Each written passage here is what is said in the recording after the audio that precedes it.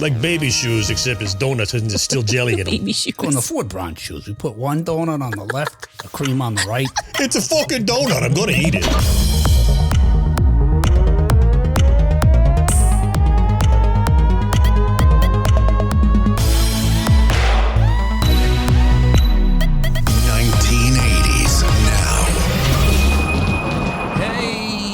Welcome back to another episode of 1980s Now, a weekly examination of the importance of 1980s pop culture and its influence today. My name is Will, and joining me as always are my friends and co-hosts, Ket and John. Hi, guys. Hello. What's more? They cannot be canceled.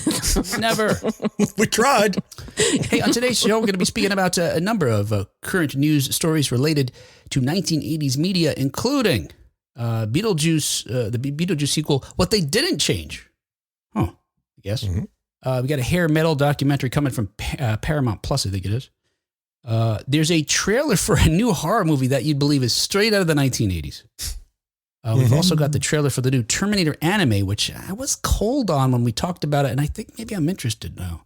I am. Speaking of the Terminator, James Cameron just said in an interview that it's getting harder to make sci-fi because science keeps happening, I guess, is the easiest. Right? The relentless forward progression. Yeah, I'm curious if you guys agree because I'm not sure where I land, but we could chat about that. Hey, a couple of announcements real quick. I want to remind you folks, please, if you want. I just switched it up emotionally there. Hey, come see us in Oaks, PA, September 7th and 8th at RetroCon. We're going to be there hanging out. Come say hello. Find us. If you don't, hey, message us. We'll find you. We'll get you a sarsaparilla, one of those, truck, indoor food trucks that has the, the cups with the metal. You know what I'm talking about? Right. The big mugs that you refill with all the different cream sodas and root beers and stuff. Yep. Get you one of those and say hi and give a high five. Sarsaparilla. But also and clang our mugs together in a very kind of Viking way. Yes, right. Arr, clang, and half of it splashes out in a cartoon, Right. And I'm sucking it out of my shirt because the drink costs $15. Don't waste Before it. The cat reminds me. No, refills are free. Oh, once you buy the mug. Why did I do the shirt thing then? Because I didn't want you to waste it. Why do I use softener? Yuck. But also on September 7th, which is the Saturday of that weekend at 10:45 a.m. Yes, that's right. The prime time hour of 10:45 a.m. It'll be like Saturday morning cartoons. We're going to roll John in on his bed from the hotel. But we're going to be doing it on the upstroke, so that's good luck, right? Anyway, we're going to be doing a panel. We're going to be talking about something from the 1980s. It's a mystery. To us even. Yes. Gotta get that. I gotta submit that soon though, but yeah. Or it might be a mystery to everyone. Right. We're gonna make it up as we go. But you could also come and see the stars of much of our beloved pop culture from the 70s and 80s, including Lee Majors, the Bionic Man himself is gonna be there. Why does that not sound like the right name? Lee Majors. That's his name, Lee right? Majors. Lee Majors. That's his name. Yeah. Yep. Yeah, the Bionic Man. You're thinking of Colt Seavers, perhaps. Oh, you know what? I am. Because he played Colt Seavers.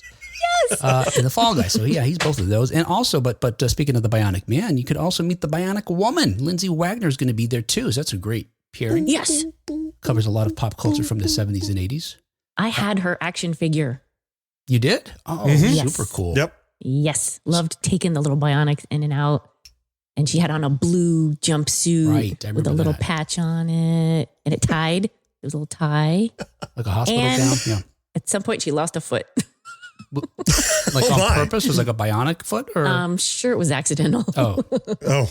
Maybe the dog was involved. We can rebuild her. I always thought it was so unfortunate that like the Steve Austin action figure had a headquarters and a rocket ship and a backpack. And I remember that she got like a bionic beauty salon or something that you could get. I'm like, what? Probably. It's like bionic makeup she's putting on. The lipstick. There was a kitchen, but she couldn't get out of it. I'm sure I cut her hair. I probably was doing something like that. Oh. How did you cut her hair? Foot. Yeah. I used to cut my doll's hair all the time. She was just trimming her feet a little, and You want a little off the bottom too. Getting her toenails. Oh Oh, whoops. Nope. Good news and bad news about the toenail problem, Lindsay. Yeah. Speaking of the wonderful pairings from that era, though, come and see Lance Guest and Catherine Mary Stewart from Last Starfighter. That's right. Yes. Awesome. And bonus pairing, you can see Catherine Mary Stewart and Kelly Maroney from Night of the Comet. Right. Anyway, I they watched just that announced recently. Kelly's going to be there too, so that's super cool. Wow. If you're a That fan is of super cool. either or both films, so you can get that. Oh, and the other announcement, hey, listen for our chat with Catherine Mary Stewart later this week. We talked to her in anticipation of being there with her live at Oaks, PA at RetroCon. She's got some other cons coming up too, and I'm going to be sure and include links for all those in the show notes so you can see her. If you can't see her in Pennsylvania, she and Lance are going to be at some other convention in the air, well, you know, on the East Coast somewhere about there in October as well. But look in the notes. What I don't remember is down there, I promise. All right. Hey, enough about all that. Let's get caught up on 1980s. I think you said nerds. Nerds! Yeah. 1980s nerds. Every week, right? Last week was nudes. Oh, yes. Hey, this week in 1980s news, per Variety, there's two things that the Beetlejuice sequel didn't change. They wouldn't change. They couldn't change, per Michael Keaton. Like, as we've reported before, and you folks know this, right? Keaton is back as the eponymous ghost I'm the ghost with the most, babe. In Tim Burton's long-awaited sequel, Beetlejuice, which is opening in September. It's almost here. So excited. Right around the corner. Like a week or less than 2 weeks. Yeah, that's awesome. And can't wait. Wait. Uh-oh. Is that the same weekend as RetroCon? Yes, it is. It is. Oh, my goodness. Right. Oh. All right. Hey, Yes. come to Okay. RetroCon, and you could let's go see Beetlejuice together. Together. Announcement. Oh my gosh. Beetlejuice. That's a great idea. They're also showing Last Starfighter that weekend at the theater near the Of convention. course they hall. are. They oughta. So I'd go see it if you guys want. If we have nothing else to do, but we'll have to see. Yeah. I've never seen it on the big screen. I'd love to. See, Kat can see it for the. I've seen it twice. I've seen it 2 times. Now, regarding Beetlejuice, I've got to tell you guys, when they first announced this was going to happen, I was not that excited. I was very dubious, skeptical, especially because, 30 years earlier, we knew they were going to make a sequel, or they wanted to make a sequel as Beetlejuice goes to Hawaii or some nonsense like that. That's what Tim Burton wanted to do. And so I was like, all right, I lost faith in even the guy who created this. But with each little announcement, with each screen grab they give us, with each trailer, I'm getting more excited about it. It seems I'm having more faith, and announcements like the thing we're going to talk about in a moment here is, gives me confidence. It might barely be good. I think it will be. I have faith. And feeding directly into what I know you're about to talk about, as I see the trailers, I see them, and other than knowing the age of the actors, I'm like, this could have been a 90s sequel almost when you look at it, right? Yeah. It doesn't look, you'll talk about it. It doesn't look like you expect a 21st century movie to look in a good way. Part of that, as we know, as they've talked about before, is they, Tim Burton and Michael Keaton were both interested in keeping things as practical as possible as far as effects. I saw Michael Keaton in an interview recently where I said to him, look, can we use like CGI, like very little if we needed it all. Yeah, in a good way. Anyway, Keaton also recently told GQ magazine that one of his stipulations for returning as the character was that they didn't beef up his screen time. It turns out that the character in the original film from 1988 is only on screen for about 17 minutes. Isn't that It's wild? so weird. Yeah. Yeah. Think about that. I do recall the most recent time I watched it, which was in the last couple of years. I took my daughter and her friend to see the musical. And I don't think her friend had seen the movie, so we watched it. It was something like that. And it did strike me. I was like, because I love Beetlejuice. I've loved it since the first. I love Michael Keaton, and I was like, where's more Beetlejuice? I didn't remember that it's such a small percentage of the film. Anyway, in spite of that, now that the character is very popular, in particular because of that musical, it seems, Keaton was smart, I think, in saying to Burton, "Hey, one thing is, we can't just put me more in the movie because the character is more popular now." I can put the brakes on. How did I not know you got to see the Beetlejuice musical finally? Is this just very recently? No. It was I don't know. It was last year, I think, actually. Was it? Okay, I didn't know that you saw it. Yeah, okay. maybe we didn't get a chance to talk about it. You've seen it, John, right? Oh, Yeah, yes. John. Yes. Yeah. That's what I remembered. I did not remember that Will saw it. I didn't know that you'd seen it. Oh, it's so great, right? Yeah. You still have Back to the Future on me, but yeah. No, we both think seen we're neck and Beetlejuice neck. now. Yeah. Amazingly, I do too. Yeah, you do. I think I saw some TikToks recently that come up where it's like younger people. I want to say Gen Z. I don't know about the how the generations work. I think it's Gen Z. And it's something about Gen Z learning that Beetlejuice is not the hero because they grew up on the cartoons in the 90s where they're best friends going on adventures. Yeah. And then the musical's more like the movie in the sense that he is the antagonist, but he's such a lovable and present character throughout the musical. He's got music numbers all to himself. You know, it's if you go back and watch the original film, it's like, oh, this guy's an asshole. He's Yes. you know, they make light of the fact in the musical that he's trying to marry a teenager, but in the movie he's trying to marry a 15-year-old. Yep, and he's rude and crude and misogynistic and proud of it. Yes. Lecherous. All the best qualities you want in kinds of a ghost. Yeah, and it goes with most baby. So the first stipulation with regard to time, Keaton says the idea was, quote, no, you can't load it up with Beetlejuice. That'll kill it. I think the Beetlejuice character doesn't drive the story as much as he did in the first one. He's more part of the storyline in this one as opposed to the first one, which is a case of this thing. He's trying to be vague now. This thing comes in and drives the movie a little bit. So I think he's saying you're not going to see him a whole lot, just like in the first movie, but there is something related to his character that I think we've known from other articles that may help drive the plot. It's his ex-wife shows up and we're not sure what happened, but they're trying to figure it out. Well, like with Jurassic Park, I mean, part of it was the build up to seeing the dinosaurs. Yeah. You know, and so look, there are going to be dinosaurs, relax, and there's going to be Beetlejuice. Let us build up to it so that when you reveal him, now we've seen him in the trailer, you had to show, but I mean, in the context of the film, yeah, you don't start with like, hey, everybody, Beetlejuice, welcome to the movie, right? This is not Deadpool, right? You need to build up to his appearance so he has the impact, because when he's there, that's when chaos starts. So you don't want that to be the constant. Then there's no range. Right. Yeah. That's right. Yeah, and that reminds me that once again, it's time to play. You gotta be kidding. Oh, yes. Right, I've got 5 movies here. Uh-oh. Oh, no. And I'll give you the movie, and you tell me, I want you to rank as far as screen time goes, which has the antagonist, and I'll tell you, the villain, appears the most in. The antagonist with the mostest. The antagonist with the most. All right, here you go. Darth Vader in A New Hope, let's say. Okay. Okay. Let's say. That's what it is. Sure. Let's pretend. The shark from Jaws. Bruce, Yeah. Godzilla. And that could be in any Godzilla film, really. Okay. Because it turns out he's in it about the same amount of time per film. Okay. Okay. Alien in Alien, the Xenomorph in the first film. Xenomorph. Okay. Oh. And Hannibal Lecter in Silence of the Lambs. Oh. So we went a little before the 80s and a little after there. Oh, my gosh.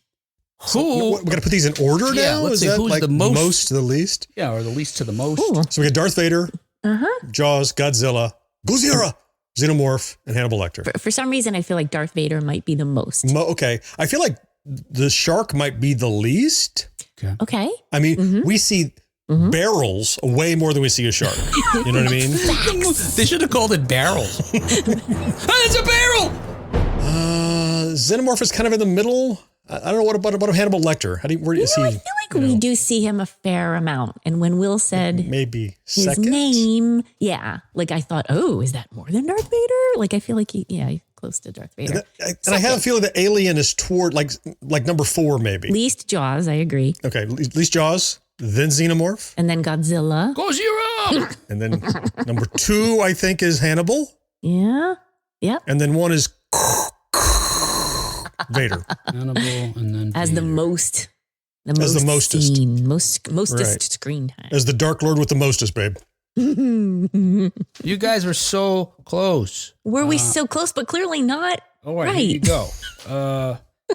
Alien and Shark are actually tied. They were both in their respective films for only about 4 minutes. Screen time. Yeah. At the bottom?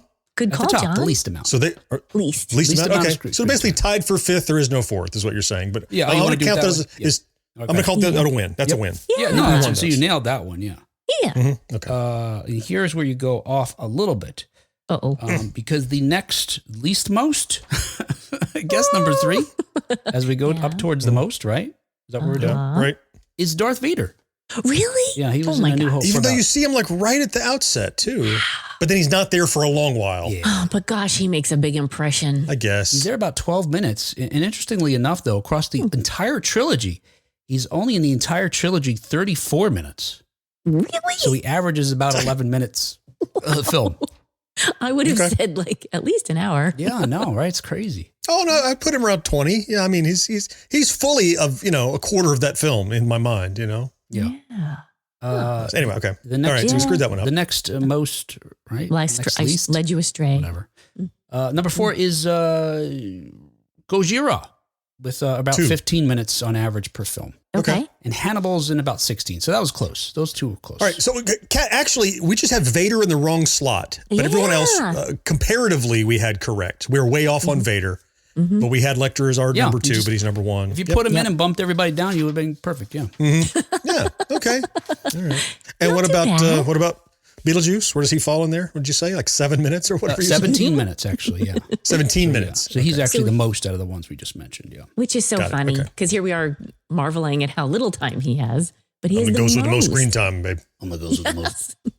Marcus says that I mentioned Beetlejuice having seen it on the podcast, John, and suggests you should pay the fuck attention. All right, I added the last part. That was me editorializing. Oh, what? He also says that, wait, Beetlejuice isn't going to do the in-sync dance at the start of the movie? Oh, it would be smart if they went ahead and did some kind of thing, though, right? Some kind of dance number. Huh. I feel like it's out there what happens at the beginning, but I don't remember offhand. Big Funny Giant says, Beetlejuice, Beetle, no! Easy. Karen says the Progressive commercial. I don't get that. What's that? Yeah, I wondered about that. Who's in the Progressive commercial, Karen? All right. Anyway, hey, back to this. The other stipulation that Keaton had for the sequel is that to make sure that Beetlejuice didn't get a sensitivity check in order to keep him up with our current times. He said, quote, Beetlejuice debauched sicko in 1988 remains a debauched sicko in our more enlightened era. You don't want to touch that because it's like you go, well, it's a new year and this thing would now act like that. Yeah. Beetlejuice is timeless. And frankly, if anything, he's been undead now for even longer. So he's even more pissed off. So why would he soften? Right. It would make no sense. And he is no interested in avoiding hurting someone's feelings or something like that. At Me Too means nothing to him. Yes, right. He is the Me Too. He is the hashtag. Right. You too, babe. In the musical also, he everybody gets touched on, that sounds awful. Everybody, is in his crosshairs in the music. John's getting touched on. Everybody in the musical, the Beetlejuice character is crass and they cross his lines and it's a blast. It's a blast. Yes. The sequel opens in theater September 6th, John. Yeah, there we talked about that. Yeah, it's the same weekend. Anyway, just goes to show you don't need to have a lot of screen time to make an impression, like you said, Right. It's like Kat. She's sometimes not here and yet makes a huge impression on the show, even when not present. Mm-hmm. It's like, I feel like she was in lots of shows. No, turns out she was only in 17% of the shows. And yet. I'm not sure you're here. Are you AI? Say something only Kat would know. Yes. That's it. Oh, no. Oh, my goodness. And people are falling asleep. I was trying to keep my yeses really short so I do not put anyone to sleep. Yeah. Did you notice? Yes. Wake up. Yes. Yep. Say loud. You wake people up. Per Ultimate Classic Rock and other 1980s news, Paramount Plus is producing a documentary that smells of Aquanet and regret. Paramount Plus has released the official trailer for the upcoming docuseries Nothing But a Good Time, the uncensored story of 80s hair metal. Can we start with bonus points for putting an umlaut on the O? Just to right out of the gate. Second letter in the title of the documentary. Is that right? I didn't notice that. Oh, yeah. Okay. Oh, bonus points. Thank you, Netflix. Yeah, nice. Excellent. Whoever you said, Paramount Plus, Hulu, somebody. Yeah. Look, I enjoyed the hair metal bands, but only to the extent, for the most part, I heard them on the radio. Except for Def Leppard, which I talked about before. I did have their first albums on cassette. Oh, and Quiet Riot, too. I had Quiet Riot's, Mental Health. I had no hair metal band music. I just watched them on MTV. Like all the hair metal I listened to was like the bubblegum hair metal. Like it wouldn't be considered. I'm talking like, I don't know, Striper, Okay. Poison, Yeah. Bon Jovi. They were a little more poppy metal, if you would say. I wouldn't even call them metal, really. They're hair bands. They're hair bands. Not hair metal. Yeah. Good point. Yeah, Yep. I would say even to some extent, Quiet Riot and Def Leppard are not, not Wasp by any means. Or Right. Ooh, good point. Yeah, but not that said, metal, all metal. of those bands seem to be featured in this upcoming documentary. It's based on a book by Richard Beanstalk and Tom Beaujour from 2021 of the same name, and it promises an in-depth look at the 80s hard rock explosion. As I teased just a moment ago, that features hair metal icons from Poison, Quiet Riot, Skid Row, Wasp, and many more. Per the official description, it says, quote, go inside the 80s hair metal phenomenon that enthralled generations of music lovers and still influences culture today. All right, you get that there. Directed by Jeff Tremaine. He's the guy who directed the Jackass films and The Dirt, speaking of heavy metal. And maybe that's why the O has the umlaut, like Motley Crue does. Yes. The 3-part series showcases the notorious wild 80s hard rock phenomenon and features interviews with those who lived it. I thought in the trailer you see...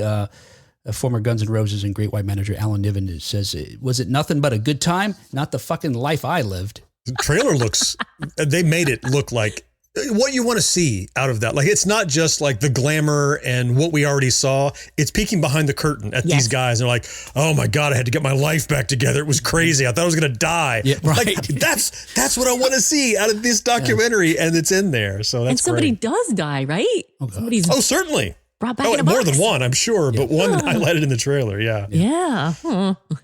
Hey, it's rock and roll, baby, right? It's, what is it? Jim Morrison said something about living fast, dying young, leaving a beautiful corpse or something like that. No, this one goes to 11. There you go. Thank you, Nigel. Nothing But Good Time. It turns out Nothing But Good Time is actually the second 80s hard rock docuseries from Paramount because last summer they had I Wanna Rock. 80s metal dream. I would like to see that. There's plenty of I know John recommended some documentaries to us, and I still haven't watched those. There's some others. Oh my gosh, I feel so behind in my book. And Who Let the Dogs Out? I'm telling you, watch it twice. It's so good. I'm glad they finally figured it out. Everybody wants to know. Who? And I keep saying who? No, seriously. Who let the damn dogs out? John never tells me. The HBO. docuseries premieres on September 17th exclusively on Paramount Plus. Another thing you got to have to watch stuff. It's getting to the point where I'm paying more than I had for cable. John? Mr. Reddick, we'd like to have a word with you. Are you in there? No habla English. Mr. John, move. Safe with an umlaut. Mr. John with an umlaut? Sorry. I'm John with an umlaut? Totally different John. I'm John. John. Karen says, my younger brother's first CD was Whitesnake, the one with Here I Go, and This Is Love. Yes. Is This Love? Yep. Isn't it crazy that some of the hair metal and hair bands' biggest hits were the ballads that weren't hair metal? Yeah, you're right. Good point. Yes. Yeah. They're like YouTubers that didn't take a lesson. Like, this video did great. It's like, we're not doing any more of those. Yeah. That's not what we like doing. Well, that's what people want to listen to. I'm making my own stuff. Yeah, and probably to your point, any of the songs that made the top 40 or Billboard 100, they weren't metal. Softer songs. Right. Yeah. Oh, yeah. Even if it wasn't entirely melodic, it often started or had a melodic bridge. Yes. So that it was like an entryway point for people that weren't metal fans, but they're like, well, this part I like. Then it gets kind of crazy, but then it goes back to the melody. Yep. So it was more accessible, I think, to a broader audience. Is probably, as you said, that's why it hit the charts. Yeah. Could even be a prom theme, It'd sneak by the censors there. Did you guys have, I don't know if this is a male thing or just me or just the 80s or whatever, have this, I don't know, feeling or need in your teens to feel like you were a rebel, a loner, as Pee Wee says in his Big Adventure to Dottie? I think about Here I Go Again. It was, for me at one point in high school, it's like, this is my anthem. Here I go again on my own. Screw everybody and girls. No. Going down the only road you've ever known in your parents' minivan. Yeah. On your own. Yes, on my own. Yeah. Yeah. Hey, as reported by Joe Blow in other 1980s news, Frankie Freako is a tribute to Gremlins 2 and Ghoulies 3. Somehow this made it under our radar all this time because I think I would have been curious about this movie Much sooner. Yeah. So a full trailer has been released for Steven Kostanski's Tiny Terrors horror film, Frankie Freako, which now has an October release date. Apparently it's been a year since we first heard that production had wrapped on the horror comedy. Now per Shout Studios, as it's written, the, quote, commemoration of various practical FX-led projects, including Gremlins 2, the new batch, and Ghoulies Go to College, end quote, will premiere in select theaters on October 4th. And along with the announcement, they released this trailer, which I'm going to share with you guys. Let's see, Frankie Freako. Connor had it all. The perfect job. Man. Hey. The perfect girl. You look like a movie star. Which one? Gary It looks like an 80s film. I mean, even the quality of the Perfect life. You know anything about this Frankie Freako guy? He's like a little gremlin that likes to party. You shouldn't call numbers like that. Until one day, things got Freako. This is Frankie. That was very 80s as well. The phone book. Ready for what? To party, my man. Yes, I'm ready to party. Yeah, boy.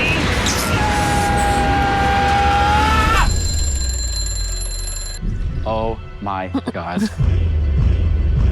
We're here to help you loosen up. We're gonna party hard, and then we'll be on our way. Time to get Freako! Shamadoo. Listen, you little freaks. I'm gonna make you pay. Is everything all right?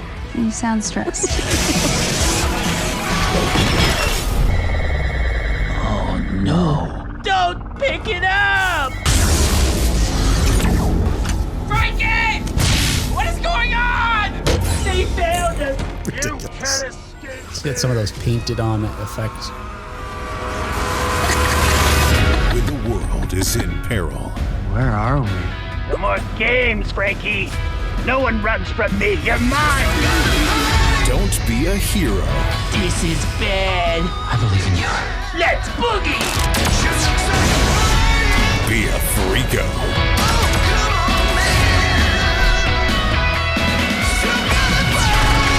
He's got a little freako. Frankie Freako. President Munch needs a new concubine. He's a keeper. Oh! Oh, man. Yeah, there you go. Oh, my goodness. I feel like I actually do want to see this because it looks hilarious. Yeah. And so much 80s movie stuff happening in there. So many visuals. It goes back and forth between that looks like a well-made movie. That looks like a train wreck. That looks like a well-made movie. It has all the goofy stuff you'd expect in a low-budget, poorly produced film, but then you look at it like, well, this is well put together. And so I'm like, how am I supposed to feel? Am I supposed to be looking forward to it or apprehensive about it? That's got me curious at the very least. It's full of puppets. That doesn't hurt. That Karen points out look like boglins. Yeah, they do come like boglins. So Frankie seems like, does he become like a hero at the end? What was that? I guess we'll have to watch it and find out. He only has 7 minutes of screen time, it turns out. Right.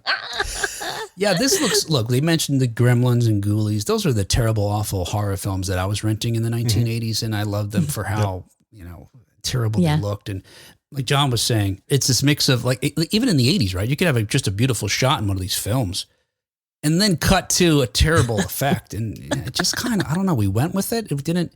It was how these films were made, so we accepted it. Part of our suspension of disbelief. It's like, well, that doesn't look real, but the movies, that's what I accept. Yeah. Yes. And we just did. And it does seem like maybe as we've evolved, not only our taste, but our sensibilities have changed in such a way where we're willing to accept it. Maybe that's why you're having this disconnect, John, where you're like, I don't know, is this a good looking film or a terrible looking film? But, you know something I just realized watching the trailer a second time here, because I wasn't sure, it looks old. Is it a period piece? But if they're calling it a 900 number, it's got to be set in late 80s, early 90s, right? Yes. Yes, and there's a phone book. He's flipping open a phone book. Phone book. There you go. Yeah. Yep. And the TV looked like maybe a cabinet. Full CRT. Yep. Yeah. Yep.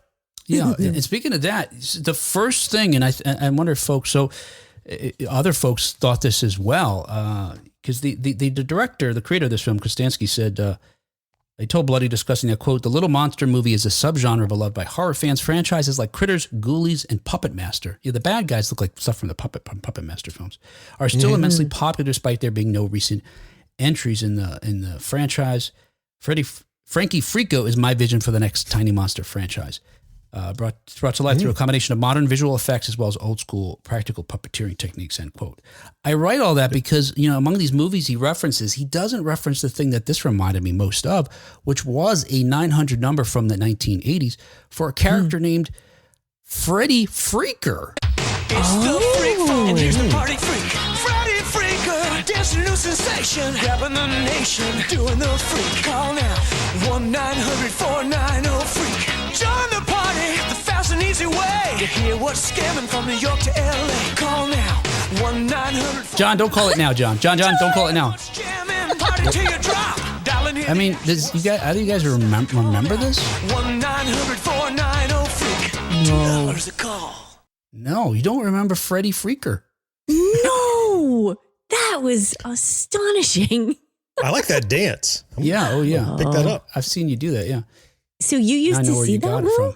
Yeah. So this was a phone number created by a company called LA Toys. The guy who was behind it created this phone number to capitalize on the popularity of 900 numbers. And also had plans on having a toy line and other merchandise, which didn't at the time materialize, although now he has some T-shirts and things you could get. To take a minute to, if you're a big fan of Freddie Freaker, but they aired these during MTV. So that's when, if you're watching any MTV program, I would see it most in the afternoon, maybe late at night. It would come on quite a bit. And apparently I didn't know this. I didn't know what the purpose of the 900 number is. And when you look at that commercial, you can't possibly know. That's exactly what I was like. If it's call and talk to Corey Haim and Corey Feldman, I know what that is, right? Call me now. Yes. I'm ready for talk. Right. You have one of those, but this is just, I'm a freak. Call my number. I'm a freak. Call. Well, what are we getting out of it? What's going to happen? Yeah. I was hoping Will could tell us. I was hoping he called. Yeah, I could tell you. In part, what it was is you had the opportunity to record voice messages that other folks could then call in and hear. And it seemed kind of arbitrary. One of the things that John's yawning. Like a podcast? What, yawning at the podcast? Yes. That's literally what we do now, is we record this so other people can then dial up on the internet and hear it later. It's true. You're right. 1-900-1980s now. Call. Here's my dance. Maybe that's a gimmick. We should make it sound like people are dialing in and getting a shitty phone number.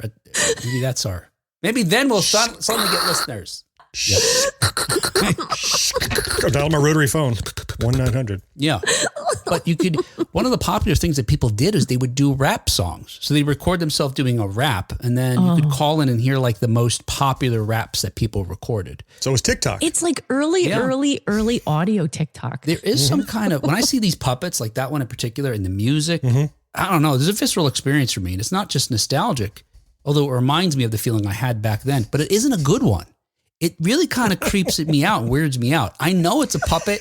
I know it's rubber. It's on a green screen shaking around, but I don't know. Something freaks me out about that thing. You know what else it is, Will? I don't know. I'm sure you're aware of this, whether you've seen it or not. It's kind of Meet the Feeblesy. Yeah, wait, I do know. You're familiar with Meet the Feebles? Yeah. What is? I've heard of that. What is before he did Lord of the Rings, Peter Jackson did a borderline softcore pornographic puppet movie called Meet the Feebles. Okay.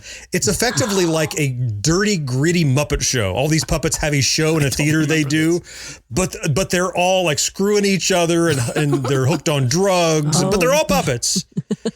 And they have that kind of foam rubber latexy looking collection of puppets involved in the show. Yeah. If you haven't seen it, keep it that way. You may want to get yourself checked out. I've got puppet gonorrhea. Yeah, I remember. I know by name. I never knew. I don't think I ever knew what it was. It's one of Peter Jackson's first ever films, and it opened the door to Lord of the Rings, apparently. But it slammed the door in puppet porn because people are like, "We do not want that. Board that door up." No crossover with hobbits. He slipped through. No, I'm not putting my hand in that again. The puppet. I meant the puppet. Oh, I know what you meant. It doesn't matter. Okay. Because other things went into the puppet at that point. Well, I mean, it could be worse. But yes, it could. Something. Yes. Hey, another 1980s news per Deadline. Netflix has dropped the official trailer for Terminator 0. We talked about it a little while ago. We didn't know much about it. We had some images that were confusing to me. It looked more anime than Terminator, and I was kind of put off by that. Yeah. John was ready to watch it, but nothing was available. Now he's not, yet. I don't think. What's that? No, he's not. He's making faces. We're going to find out, yeah. The series, which is the latest iteration in the Terminator franchise, premieres on Judgment Day, August 29th, which turns out it's the same date in 1997, as revealed in the second Terminator film, that the AI network known as Skynet becomes self-aware and usurps its human masters. This thing is tapioca pudding. It's just like, I like the taste, but I can't handle the texture. You know, it's like, I want to see more Terminator, but there's something about anime that the 5 frames per second and the giant eyes and the over dramatic reactions to things that it's like I want to enjoy it, but it gets gritty in my teeth kind of thing. You know, it's like it's going to be difficult for me to watch, I'm afraid. I thought that was going to turn me off, but I don't know. There's I think the imagery that we saw, it has me semi-interested at least, because some of it's homages to some of the other films. Some of it seems to be, again, you're seeing little images go by in a split second, but some of it seems to be maybe building on those things from earlier films, which is intriguing to me. Like I said before, like John's saying, there's something about the quality of anime, not the quality. That sounds like a judgment. It's more like the style of anime that I generally don't care for, because I didn't grow up with that. It doesn't feel like part of my, being. But I think maybe I'll give this a shot, only because, again, maybe it's building on the lore in a way that may be interesting. It seems to be implied, or I'm inferring. Also, you already have Netflix. Yeah, I expect the lore to be built on. I know it's in universe, it's canonical, right? It's what they say. Did I understand right, Will? You said that actually now seeing the trailer, you're more looking forward to it, more apt to watch it even? Yeah, more than I was. Absolutely, yeah. I might be the opposite. I want to see it so bad. Hey, yeah, no, but look, so there's certain imagery that makes you feel like it's, for me at least, that maybe it's a little deeper, it's a little more layered. If you think about the first Terminator, and even the second Terminator, the premise of the time travel, the science fiction behind it is pretty simple. I guess there's two things. There's the AI taking over, which is a concept that's been going on, for decades. You can go back to Mary Shelley's Frankenstein, this idea that we can create something that comes back and kills us. Yes. But then time travel, which, it had the idea that if you can go back to the past, you could change something in the future, which, it's iconic. But that's very simple in a sense. And some of the suggestions she's implying and some of the imagery, I thought, maybe they found another way to add some layers, some color, some texture to it that, sort of tickles my, fancy for regard to that type of science fiction. But I don't know. And maybe bolstering that is this information that we have, is that according to Netflix, Terminator 0 takes place in 2 timelines, which again is not groundbreaking there in that sense for the franchise. Right. But it says 2022, a future war has raged for decades between the few human survivors and an endless army of machines. And in 1997, the AI known as Skynet gained self-awareness and began its war against humanity. It sounds like the old movies. Forget it. I'm out. Yeah, we talked about this already. It's the same movie. Never mind. There's no layers. Covering the same stuff. But this is, and the synopsis is kind of similar too. The only thing I don't think we talked about, what it turns out, there's 2 AIs in this news story. All right, you know what? I'm talking myself out of this. It's like that Hollywood thing. You know what? Instead of having 1 villain in this movie, let's have 2. Hear me out. What if Mr. Freeze also was in the film? Yes. And Poison Ivy and Bane. Now that's a real example. Exactly. I should have done that. You got it. That was a good example. So the hero that Kat was talking about, she is a resistance fighter played by Sonoya Mitsuno. She's sent back in time to change the fate of humanity, it says, according to the official synopsis, arriving in 1997 to protect a scientist named Malcolm Lee, played by Andre Holland. Now, here's where it's a little different. It says that he's working to launch a new AI system, which is voiced by Rosario Dawson, designed to compete with Skynet. So, whatever. Never mind. Let's not watch it. John and I, we can find something else to watch. All right. It's called Google Assistant. Yeah, there you go. Whatever. Now, maybe, you know what? Now, I had one opinion talking about this next thing with James Cameron, but now I think I just changed that too. All right, let's talk about this. Are you going to crumple that up too? No, not necessarily. That's the end of That's the our show, everyone. No, we're done. Marcus says, John's kidding nobody. He will watch it. He'll maybe check it out a little bit. I'll try. I will try. It's on Netflix. It's easy, right? You don't have to get Paramount or whatever. You don't need anybody knocking on your door asking you what you're doing or what streaming service you're using. Chad says, as much as I would like to see a new live action The Last Starfighter, might be good as an animated movie also. Yeah. Oh. Well, there's no limitations then, right? You can just do whatever you want, conjure whatever you want. Well, I guess in film you could do that too, but maybe it's a little simpler once you're entirely in that animated world. Hey, I know it doesn't sound like it because our show sounds so damn good, but we don't have a big corporate sponsor or a giant podcast network behind us. No. In fact, this show is brought to you week after week with the generosity of folks just like you, listeners who give us $1 or $2 or more every month to help us pay all the different bills associated with creating a wonderful show about the 1980s. To find out how you can support our show with $1 or $2 or the many free ways to help our show, visit 1980snow.com/support. Whatever you do, thank you so much. Finally, in 1980s news, as reported by The Guardian, James Cameron says Terminator 1 is obsolete. John does not think so, perhaps. Oh. Fisticuffs. So earlier this month, accomplished director James Cameron was awarded Legends status by Disney with the likes of Angela Bassett, Harrison Ford, and composer John Williams.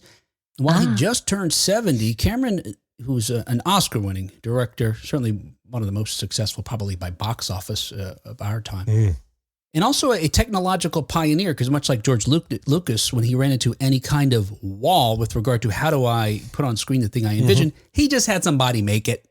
Yeah, let's invent that. Yeah. Why doesn't it exist yet? Yeah. So, and look, we're grateful for that because it, just like ILM, it allowed a lot of other filmmakers to make their dreams come true on screen. Yeah. But even though he's of retirement age, he has no intention of slowing down. In a wide-ranging interview with The Guardian, Cameron discusses among other things, a new Terminator project and the threat of artificial intelligence. But he admits that writing science fiction is getting harder in the 21st century. Look, again, this is the year for celebration. 1984 films came out 40 years ago, and again, I stand by this as a hill I'll die on. The best year for films, just from a quantitative, maybe I guess it has to be qualitative also, but certainly quantity. We're talking dozens of films that are still important and popular today. Like the ratio of quality to quantity is very high for that year. I still haven't figured out a metric to prove it because every metric I've done, like I did on the show, months ago, just shows that I'm wrong. But whatever, it's fine. Oh, no. But anyway, among those, in October, we've got the 40th anniversary of the first Terminator because that was also released that year, and of course that starred Arnold Schwarzenegger. By many accounts, it helped further cement his role as action superstar and hero throughout the rest of the decade. But he played a cybernetic assassin sent back in time from 2029, so just a few years away from from him going back to 1984 to kill Sarah Connor. Are you Sarah Connor? Who's on? I'm gonna go with the most, babe. Let's just put them all in there. Whose unborn son will one day save mankind from being destroyed by Skynet, who, as I mentioned earlier, is the hostile artificial intelligence in this world that must be stopped. And while Cameron thinks the first movie in the long-running franchise is qualitatively, quote, pretty obsolete, end quote, he also believes it was a, quote, bit prescient on certain things like the emergence of AI, the potential existential threat of AI, which is transforming our world before our eyes, end quote. But as he points out, as science continues to evolve in our contemporary technological society, Cameron finds it harder to write science fiction. So science reality is moving at a certain pace. I understand. Science nonfiction. Yeah. And he says, quote, I'm working through some of the themes that I want to bring into a new Terminator film or possibly even a kind of reboot of a larger story framework. And it's difficult right now because I want to let the smoke clear on the whole thing, end quote.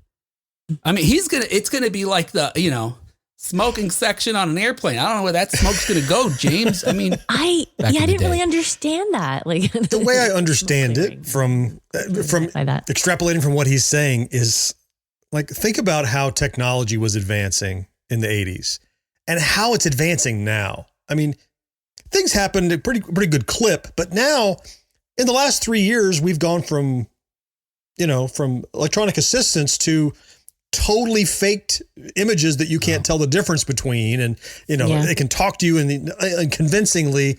It's happening so fast now that by the time you write something that's in the future, that's science fiction for the future, by the time you produce it, it's maybe either already happened or it looks like old technology.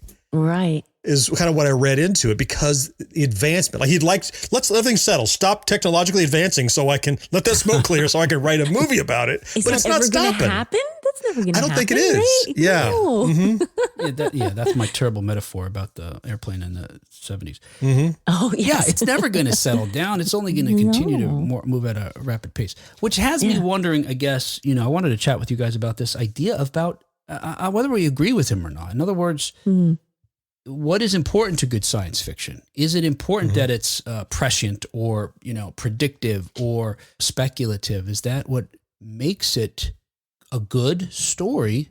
And can you possibly run into the barrier of science being the limitation on your imagination? I don't know that I buy this. I agree with that. I think that you can still have a creative idea, a creative story using the things that we have, but maybe in a much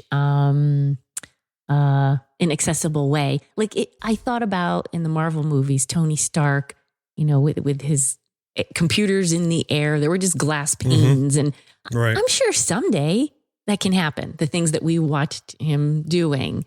But to my knowledge, I don't think that's happened yet. Kind of Minority Report-y, like when Minority Report came out, that was crazy future tech. But in Iron Man, it was like, we're pretty close to that. Sure. That we got closer to the tech. I think that you can still have things that we're already used to, but you can portray them in ways that are just quicker or just not quite as streamlined as perhaps we can do now, if you're going for the future thing. But I don't think it has to be a science fiction movie does not have to be all about that technology, because what about the characters? What about the story? What about the themes? It's important too. But if you have that without the other, is it still science fiction? Together. They have to work together. Yeah. And trying to pin down science fiction, it turns out, I didn't realize, is really hard. It's been a sort of a very fluid definition over many decades. And even today, authors themselves dispute what it is. But it does seem like Cameron, at least, is talking about science fiction as being speculative, which deals with some potential futuristic, imagined concept that doesn't exist today. And in certainly in the Terminator films, is a danger or will be a danger if not, reined in. You're right. There's Star Wars is science fiction, but there's nothing speculative about it, because within the world of Star Wars, everything is nothing, except for maybe the Force. People aren't like, oh, wow, an alien's in this bar. What's happening? That's just how it is. So that's different. And I don't know. I would argue is, fantasy, like Lucas has said himself. Yeah. I first of all, I would agree that Star Wars is more fantasy than it is science fiction, but there's no doubt that science fiction is a huge part of it, although it leans more toward fantasy and the swashbuckler thing. Not the point, though. To Cameron's point, I'm going to shout out to the world's best AP English teacher. Love you, miss you, Barbara Clark. She's the best teacher I ever had. I've been all my life trying to find this quote that she gave us, and she said it came from some great science fiction writer. She might have said Asimov or someone. I can't attribute it, but the quote is irrelevant. The quote, though, is good science fiction is simply a logical projection of reality, by which it's whatever you have, literally in a projector, it's bigger. When it makes it to the wall, it's more than it was. It's more advanced than it was. So you don't have to make up something that doesn't exist. You just have to take the path we're currently on. Right. Logically, where would that be in 10, 20, 50, 1,000 years, whatever, and pretend that. So the reason I say all of that is I feel like Cameron's complaint about the difficulty doing science fiction now is the wall upon which you're projecting is approaching us at such velocity that it's hard to get ahead of it. Right. How do you predict what's coming in the future when, oh shit, it's here already? Now what's in the future? Exactly. It's kind of coming at you so fast. So in that angle, I agree. Kat, what you said, though, I was going to point out, but you said so eloquently, is that that's not the thing that makes science fiction great science fiction. You have to have compelling characters. You have to have people who have real motivations. You have to have things you care about that's just a good movie. Yeah. Then you need that projection of reality, I think, to make it good science fiction. That's the piece that's tough right now to get out ahead of. Yeah, and it seems like maybe the challenge for Cameron is trying to predict, like you're saying, or extrapolate from today what might be technologically possible, or certainly feasible or believable, so that if it's so far afield, you might be like, I don't buy into the premise. But also important to his film, at least in the Terminator franchise, is that there's a danger we can associate it with it, that there's, some kind of threat, because a lot of sci-fi and good sci-fi is those examinations of our fears, right? It's like, and ultimately all fear is, reducible to our fear of death. And certainly Terminator seems to be about that. So it's like, yes, that nexus of technological prediction, but that could bite us in the ass. You know what's not harder to do now is near field science fiction. Okay. Think of like Megan, right? That almost is just happening today. So it's like, well, no problem. Take something that is a logical projection of what we're seeing now with, the robots that can run and jump and dance and all those things. Okay, we have artificial intelligence that can make things seem human. What if that goes afoul? You don't have to go very far to get to Megan. I think a lot of that you could see in a couple of years, having autonomous beings that can walk around and do things. And what if they malfunction? Sure.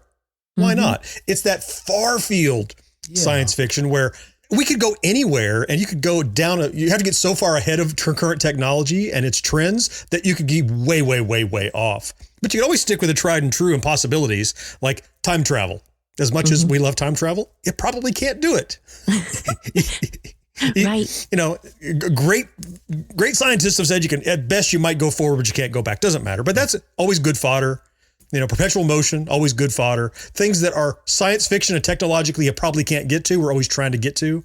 Yeah. But the farther ahead you need to go, tougher it is. I was thinking of in Star Trek, the beaming, beam me up. Couldn't that ever happen? Probably not, but who knows? Well, they have transported matter states. Yeah. Like if an electron is spinning, they can make the same electron spin at another location using transport, but not living beings, right? That's right. That sounds like it could be dangerous. See? Yeah. Kat, the really dark thing is it's probably what they're probably just recreating the person on a different planet and killing them on the original stuff. There's videos about the philosophy of that. It's pretty dark. That's The Jaunt. Stephen King's short story called The Jaunt, all about teleportation. Creepy. Oh, yikes. But so then it seems like, to your point, is that what Cameron's saying, Cameron wants to, maybe from an artist perspective, he wants to create something that's timeless. Or, and the idea that Terminator, he's saying now, look, the ideas were prescient, but maybe the movie's quaint. But now it's harder to do these things, like John's saying, far afield. Is that what you said? Far field? Far field. Yeah. But who cares? Right? I mean, don't look to create a movie that's going to be great in 50 years because it's sci-fi. Sci-fi doesn't last 50 years unless it's a great movie. Sure. That's okay. We watch movies that are set in the quote-unquote future that are still fantastic. That we still love. Look what we thought was happening in the future. It's nothing like that, Look at all the stuff that was in Marty McFly's future home. The silly, like the rehydrating pizza thing and goofy shit like that. It's like, that's not what we did, but you could see how the two ties. Yes. How they said we could get there maybe. Yeah. Yeah. So I don't know. It doesn't seem like a goal of science fiction needs to be that it's always going to seem forward thinking. Terminator's still a great movie. Yeah, exactly. Right. Thank you. And he's the guy who made it. You don't watch it and go, that's not how time travel works. You can absolutely move technology around. It doesn't have to be wrapped in human flesh. What?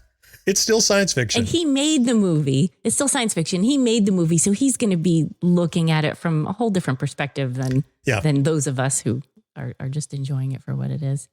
Marcus found your quote. Oh, Bradbury. That makes sense. Ray Bradbury. Yeah, it's Asimov adjacent. Marcus is the master of Google. I keep telling you. He sure is. Science fiction is a logical or mathematical projection. Marcus is low on knowledge, high on typing. It's like you lose one of your senses, the others compensate. And he also points out wisely, I think, he says Terminator science fiction's being irrelevant. Irrelevant doesn't mean every MacGuffin has already been dreamt up. Yeah, or they all, or they have, right? And we're retelling the same stories anyway. I don't know. I don't buy this. Again, what's important to science fiction, I guess, this kind of thing. I agree with John. Predict a little bit in the future. You'll be fine. You can still scare the shit out of us. There's another movie coming out. You mentioned Megan, like it's coming out soon. Look interesting to me. AI, which is Afraid.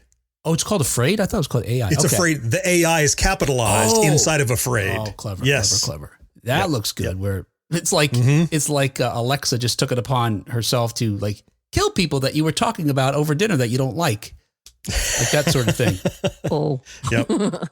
Chad says sounds like the Cylons when talking about Megan. Yeah.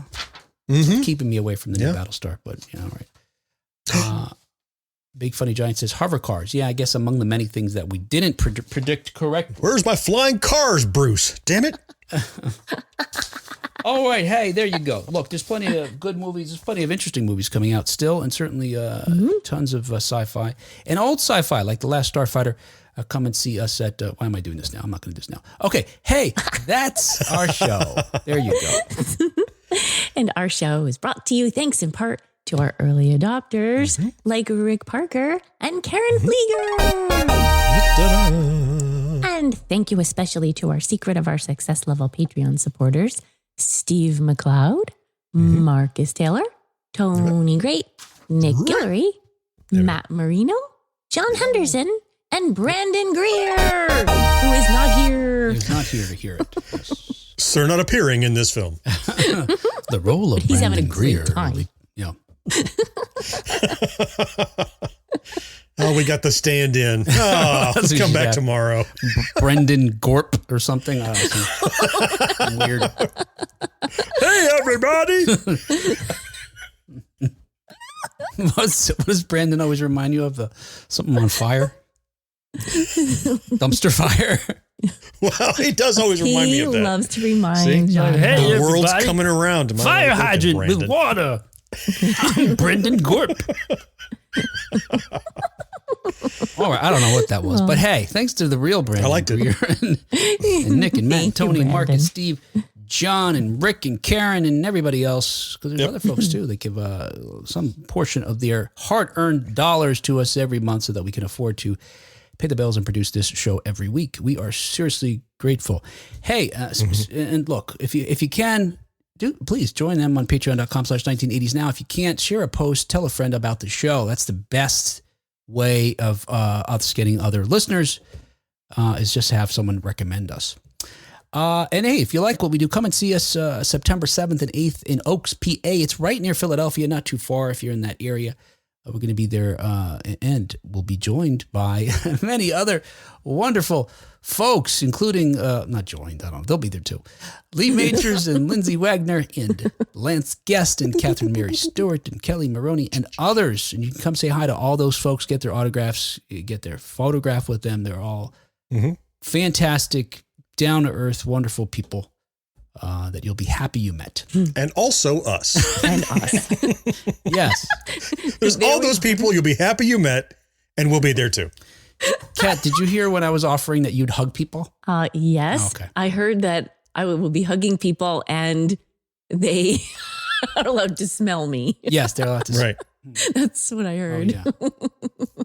But they cannot smell. Right. We have a smell policy. They can smell right me, policy. but they're Again, not allowed to smell. They can smell, just not badly. Right. Right? Because we were discussing, what if it's, lavender? What if, it could be something lovely. Right. Pumpkin pie spice. Yeah, Or whatever. something lovely for me.